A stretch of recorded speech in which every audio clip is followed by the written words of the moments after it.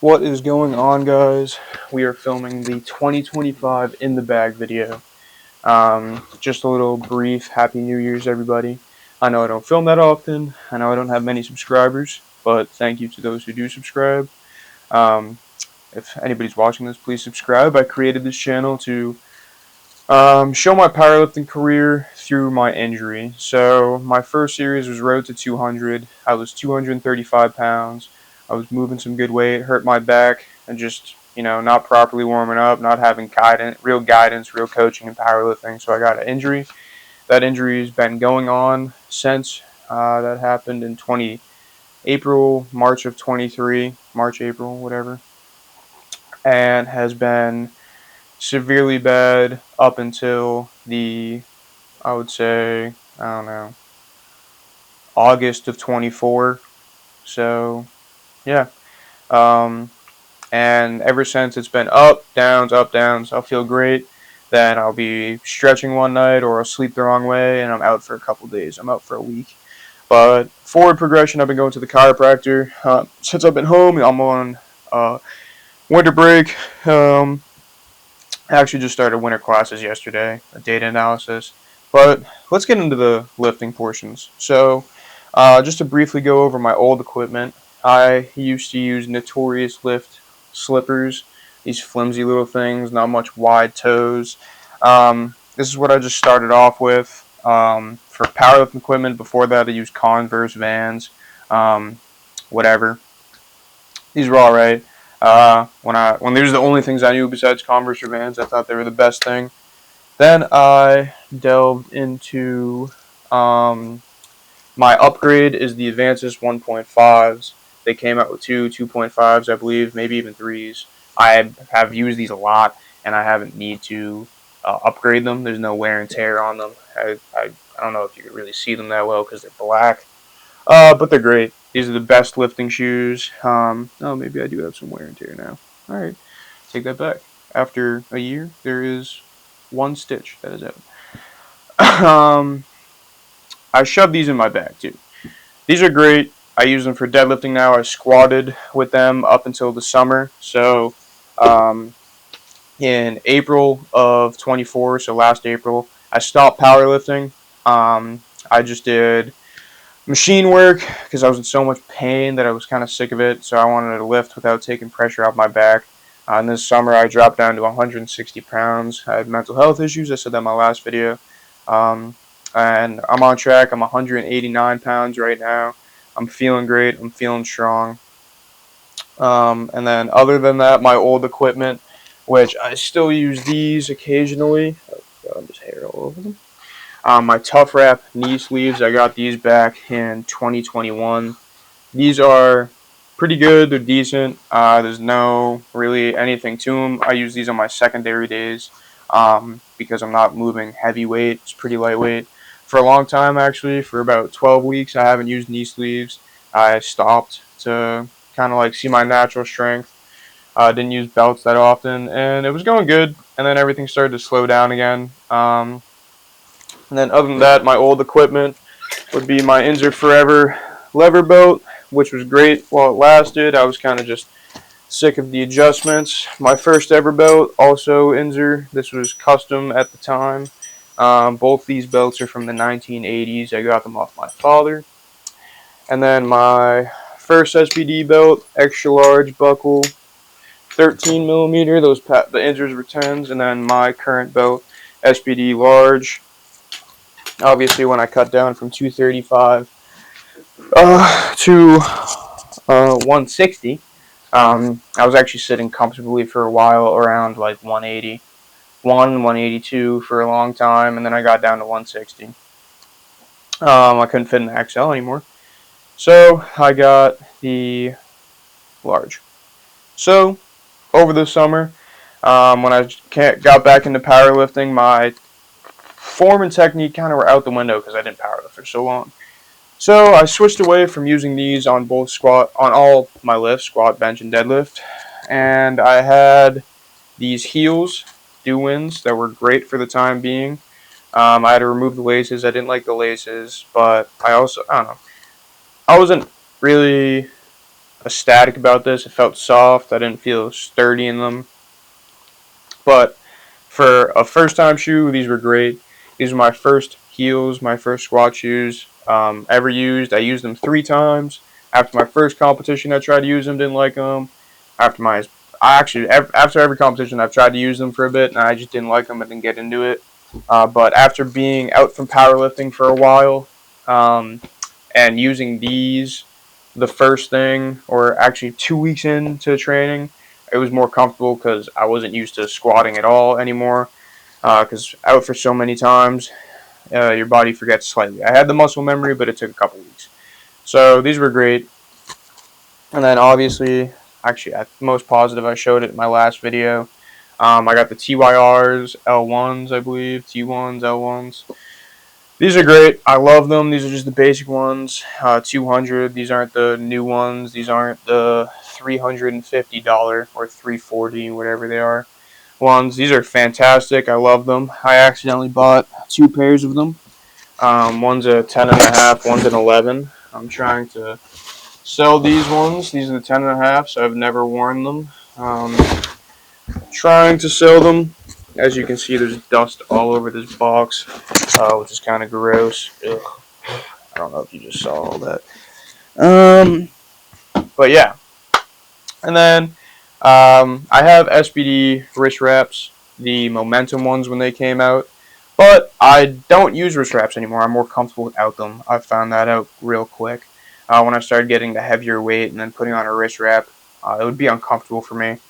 So I feel more strong, more sturdy without wrist wraps. So that's what I'm moving forward in my powerlifting career. So I pretty much use them when I'm doing heavy squats to keep my wrist really tight forward.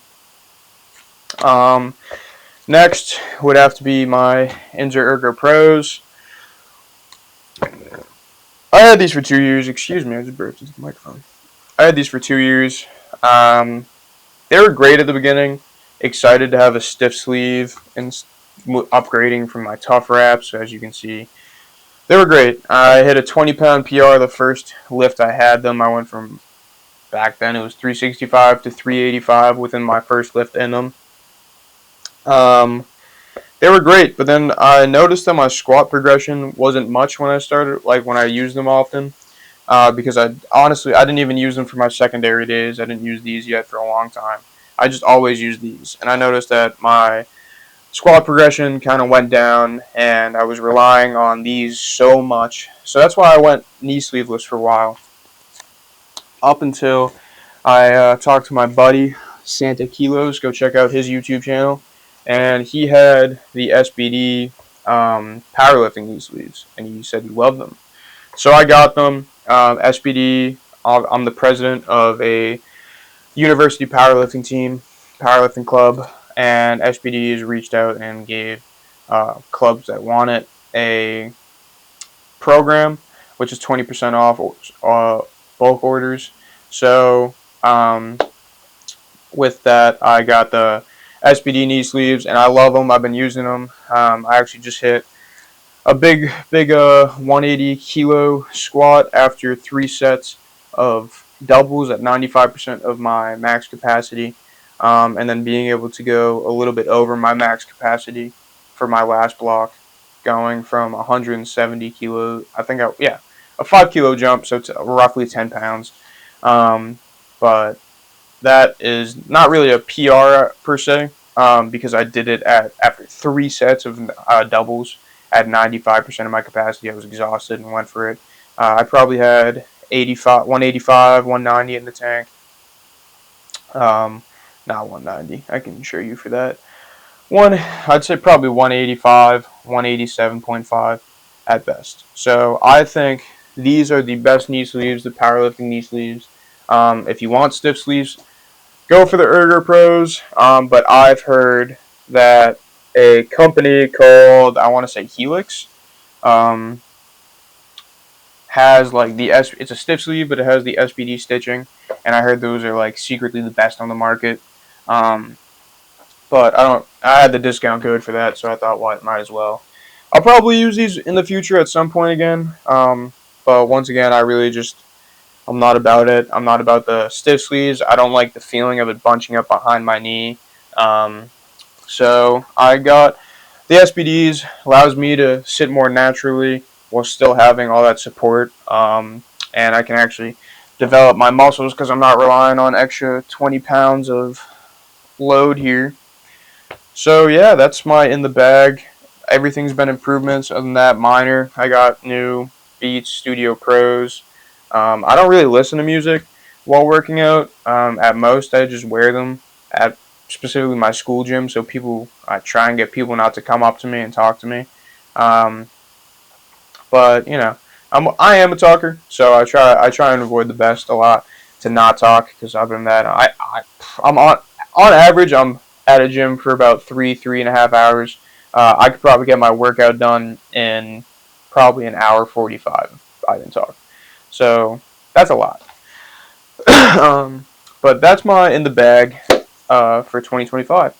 So I'm not going to put any links in the subscription. Go check out the websites, Tough Raps, SBD, TYR, Inzer. Um, I think if you want to get stuff for your bag personally, you want to improve your powerlifting equipment, things that I recommend would be TYR squat shoes, 100%, and Advances lifting shoes. I do low top to have more mobility, more ankle flexion if need be. Now that I use them just for deadlift, I guess you could go for a boot. But I recommend working from the ground up. So good shoes. I mean, if you want to wear the Vans, I would say the Vans are next in line. I wouldn't go Converse anymore. Um, in my opinion, I think the traction is just weird. And then I would recommend getting a good belt over some knee sleeves. You can get some cheap knee sleeves and a good belt. I recommend SBD 100% if you have the money for it. They're like $280 for a belt. I have the 13 millimeters. I'm not a big 10. I had the 10 for a couple years with the Inzers. But if you're more on the budget side, I would go with the Inzers. There's top quality, obviously. You can see, I mean, these belts are from the late 80s, and they're still in great shape. The most that the buckle needs is at fucking some excuse my language, WD-40. Um, and other than that, there's not much added. I have two A7 singlets, which I only use for training, and my competition SBD singlet. Quickly, I didn't realize my camera shut out. So other than my singlets, I just have other things that I use to warm up in my bag. So I have my tripods, obviously. I have rubber bands that go around your ankles, just to warm up my hips when I go through a workout. A cross ball to if I need to do some more deeper rolling out instead of just a foam roller when I get to the gym. I have that, and then I have a hamstring stretcher, which is just like that rope or band or whatever that you just put on your foot and you straighten out your leg and you pull it towards you. I do this so I don't have tension on my lower back when I stretch my hamstrings before I warm up, and I can just stretch my hamstring out without irritating my back, and this has been helping me out a lot. Other than that, that is my bag for 2025. I don't plan on getting any other equipment. Um, Maybe I'll pick up a new singlet in the future, but I doubt it. So yeah, that's all I have, and then I will be posting. This will definitely be up. I will be posting my last filming session of my training, my week 8, my last day of my training block. Did 190 for a double. Worked up to it. I did 105 or one. What did I have? 180. And then I did 185, and then I did 190. And I'm gonna try and get the rest of that weekend. I had bench and squat big, all big. I did 166.5 on squat for two doubles, and then a 170 double, as well as a 180 single. And then bench at a 105 single. So you guys will see that in the other video. Um, and yeah, there's not much to it. Those videos, it's not like my old videos where I would film in my car driving. I kind of just filmed the sessions and didn't really talk much to it because people were around. I was talking to those people. So yeah, thank you guys for watching.